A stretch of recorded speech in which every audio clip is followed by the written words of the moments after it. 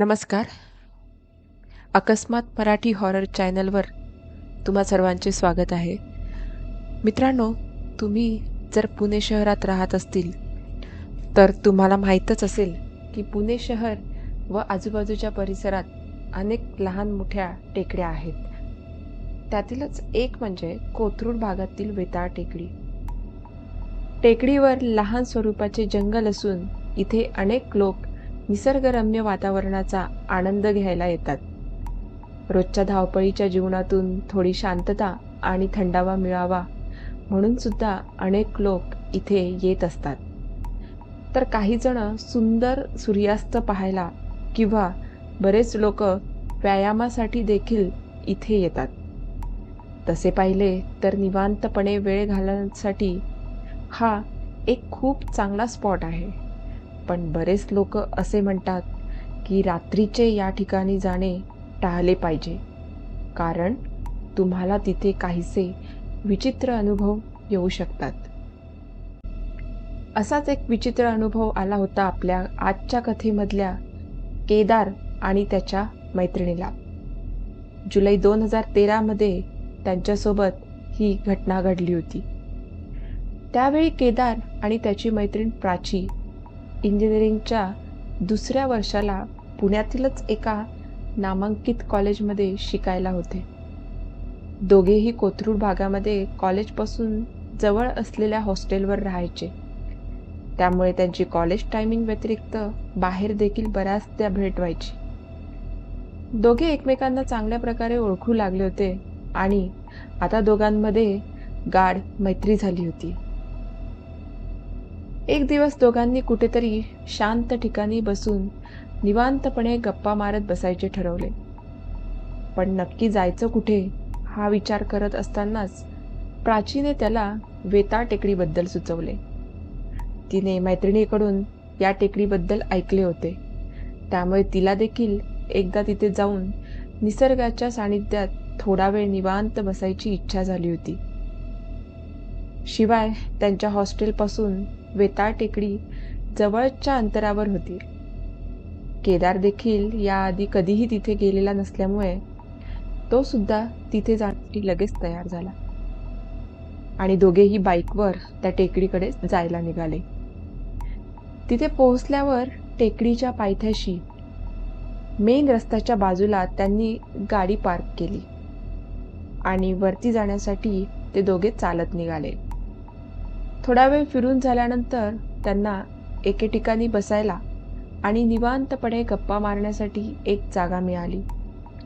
त्या जागेवर हिरवेगार गवत होते आणि जवळच एक भला मोठा दगड पडलेला होता. दोघांना आरामात त्या दगडावर बसता येणार होते, म्हणून ते दोघे तिथेच बसले आणि गप्पा मारू लागले. संध्याकाळची वेळ असल्याने वातावरण अतिशय सुंदर आणि निसर्गरम्य झाले होते. गप्पांच्या ओघात त्यांना संध्याकाळचे 7 कधी वाजून गेले ते देखील कळले नाही. जुलै महिना चालू असल्याने आकाशात आता काळ्याकुट्ट ढगांनी हळूहळू गर्दी करायला सुरुवात केली होती. थंड वारे आजूबाजूला वाहू लागले आणि थोड्याच वेळात सूर्यास्त होण्यापूर्वीच सगळीकडे गडद अंधार दाटून आला. काही वेळ असाच गेल्यानंतर अचानक जोरात असा ढगांचा कडकडाट ऐकू आला. तसे प्राची आणि केदार एकदम भानावर आले. पाऊस येण्याचे चिन्ह असल्याने आणि सभोवतालच्या वातावरणाने एकदम भीतीदायक रूप घेतल्यामुळे त्यांनी तिथून परत जाण्याचा निर्णय घेतला. एव्हाना सूर्यास्त होऊन रात्र झाल्यामुळे आणि वर येत असताना काही ठिकाणी दारूच्या बाटल्या पडलेल्या दिसल्यामुळे रात्रीच्या वेळी ही जागा मुलींसाठी तरी अजिबात सुरक्षित नसल्याचे प्राचीच्या लक्षात आले होते. त्यामुळे ती मनातून जरा घाबरलेली होती, पण तिने केदारला तसे दाखवले नाही. केदार सुद्धा मनातून थोडा घाबरलेलाच होता, कारण प्राचीच्या सुरक्षिततेची जबाबदारी त्याच्यावर होती. दोघेही आता घाईघाईने गाडी जिथे पार्क केली होती त्या ठिकाणी पायी चालत निघाले. पण टेकडीवर बऱ्याच आडवाटा असल्याने आणि अंधार झाला असल्यामुळे त्यांना आपण नेमके कुठल्या वाटेने इथे आलो तेच लक्षात येत नव्हते. कोणाला विचारावे तर आजूबाजूला देखील कोणी दिसत नव्हते. थोडा वेळ असाच गेल्यानंतर त्यांना थोड्या अंतरावर एक माणूस हळूहळू पुढे जात असलेला दिसला. त्याने अंगावर पांढरा सदरा, धोतर घातलेले होते आणि आधारासाठी हातात एक काठी घेतलेली होती. तो काहीसा वृद्ध वाटत होता. केदार त्याच्या जवळ गेला आणि त्याला विचारले, काका, इथून खाली जाण्यासाठीची वाट नेमकी कुठून आहे, तुम्ही सांगू शकता का? त्याने एक भेदक नजर केदारवर टाकली आणि केवळ हाताच्या इशाऱ्याने एका दिशेकडे बोट दाखवले आणि तो पुढे चालू लागला.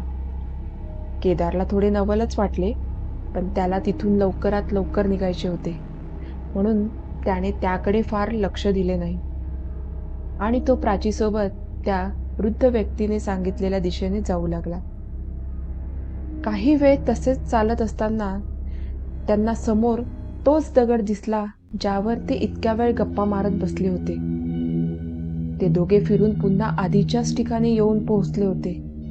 दोघांनाही आश्चर्य वाटले की असे कसे झाले, आपण परत तिथेच कसं काय येऊन पोहोचलो. या प्रकाराने प्राची आता चांगलीच घाबरली होती.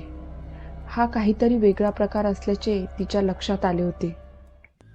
केदारला देखील भीती वाटत होती, पण त्याने धीर करून पुन्हा एकदा त्याच वाटेने जायचे ठरवले. परंतु यावेळेस देखील तसेच घडले. ते दोघे फिरून पुन्हा त्याच ठिकाणी आले होते जिथे ते अगोदर बसले होते. प्राचीच्या तोंडातून तर आता भीतीने एक शब्द देखील निघत नव्हता आणि लवकरात लवकर इथून कसे बाहेर निघता येईल हा एकच विचार तिच्या मनात चालू होता. केदारला सुद्धा एव्हाना कळून चुकले होते, हा काहीतरी वेगळा प्रकार आहे. त्या दोघांना चकवा लागला होता, ज्यामध्ये आपल्याला वाटते की आपण योग्य मार्गाने जात आहोत, पण आपण फिरून एकाच ठिकाणी परत येत असतो. दोघांनी आता वेगळ्या वाटेवरून जायचे ठरवले आणि त्या दिशेने चालू लागले. तेवढ्यात अचानक एका कुत्र्याने अंधारात समोरून धावत येऊन त्यांच्या दिशेने उडी मारली व ते पुढे कुठेतरी पळून गेले. अचानक झालेल्या या प्रकाराने दोघांच्याही अंगावर सरसरून काटा आला.